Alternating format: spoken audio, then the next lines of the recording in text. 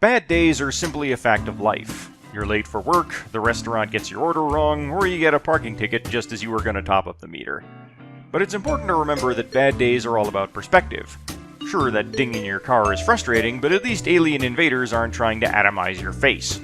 With that in mind, here are the top 10 video game characters having a worse day than you. Starting off simple, we have the unnamed Marine from the original Doom.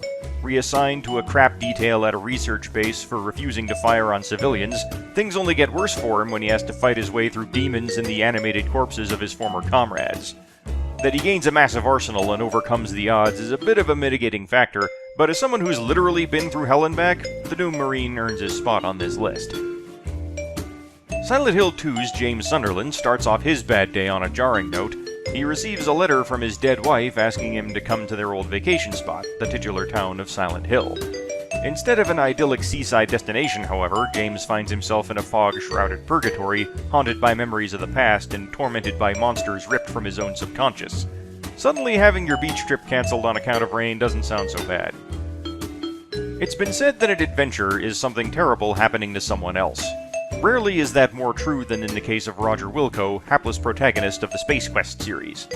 Constantly thrown into dangerous situations with only his wits and whatever random bits of junk he can find on the ground, Roger gets no respect from anyone, not even the in-game narrator. But what really earns Roger his spot on this list is the fact that no matter how many times he saves the galaxy, by the next game he's usually right back where he started, cleaning up the trash and bodily fluids of other people. On the one hand, if the zombie apocalypse hadn't happened, Lee Everett from Telltale's The Walking Dead would be spending the rest of his life in prison. On the other hand, zombie apocalypse. With that in mind, going from jail to a daily struggle for survival against the ravening undead hordes seems like a lateral move at best. The only ray of light in Lee's existence is his bond with the criminally adorable Clementine, but even as their bond deepens, so too does his worry that he won't be able to keep her safe. Actually, while we're on the subject, Clementine deserves a nod here as well. Not only is she having a worse day than you, she's also having a worse childhood. Few things weigh more heavily on the mind of a parent than the loss of their child. Heavy Rain's Ethan Mars has already lost his eldest son, Jason. Now his other son, Sean, has fallen into the clutches of the origami killer. This would be bad enough, but Ethan gets messages from the killer, laying out a series of tasks he must complete if he wants to save his son. Said tasks involve driving into oncoming traffic, crawling across broken glass, committing murder, oh, and this.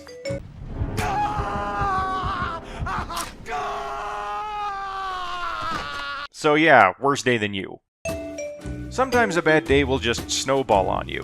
It starts off with something minor, like being late for work, then your coworkers make you do all the grunt work because they have seniority.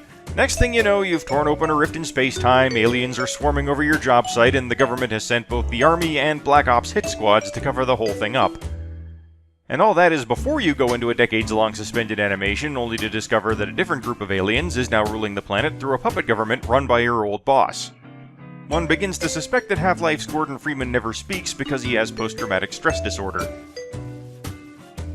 When you get down to it, every survival game protagonist is having a worse day than you, but if there is one who exemplifies this best, it's the nameless protagonist of Subnautica.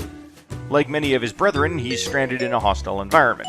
Unfortunately for him, said environment is an ocean planet millions of miles from anything resembling human civilization. His chances of being rescued are slim to none, and in the meantime, he's got a lot of angry sea monsters to contend with. It's just a bad situation all around, ability to build awesome submarines notwithstanding. An investigative journalist accepts a certain amount of risk when they do their job, but Outlast's Miles Upshur gets rather a lot more than he bargained for. When he got tipped off that there were shady things going on at Mount Massive Asylum, he probably figured he'd get the runaround, talk to a few guys who would deny everything until they were blue in the face and then get shown the door. Instead, he finds dead guards, tortured inmates, violent psychopaths, and an eldritch horror beyond mortal understanding.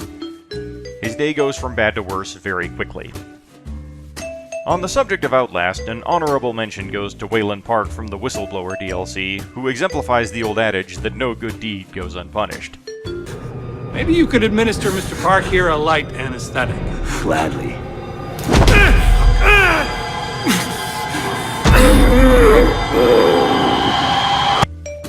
At first glance, you might think Lester Knight Chaykin from Another World, or Out of This World as it was called in its North American release, has it pretty good.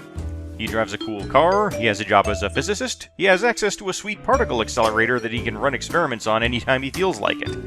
Unfortunately, one such experiment goes awry, and Lester finds himself flung across the cosmos to God knows where. What follows is a harrowing ordeal as he tries to avoid being eaten by the local wildlife or shot by the local government. This ticks off some of the same boxes as previous entries, but things are usually worse for Lester.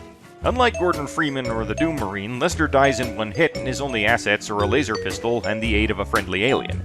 But Lester scores higher on this list for one reason, and I'm afraid I have to spoil the ending to talk about it, so consider yourself warned. Most stories like this end with the protagonist returning home safe and sound, a stronger and wiser person for the experience. Lester never makes it back to Earth. He and his alien friend manage to get themselves out of immediate danger, but that's it. Lester's co-workers are going to find the smoking ruins of the lab and assume that he died in the accident, which is almost certainly going to be impossible for Lester to recreate. This was an intentional decision on the part of creator Eric Chahi, and it hits the player right in the gut. Now here's the thing. All these scenarios are worse days than you've had, but none of them could actually happen to you in real life. Dimensional rifts and supernatural threats simply don't exist in reality. Even Ethan Mars's trials in Heavy Rain are highly unlikely to ever happen to a real person. But war is a real thing, and it happens all the time. The events in This War of Mine are based on the real-life siege of Sarajevo, and for the characters you play as, every day they're still alive and healthy is a victory.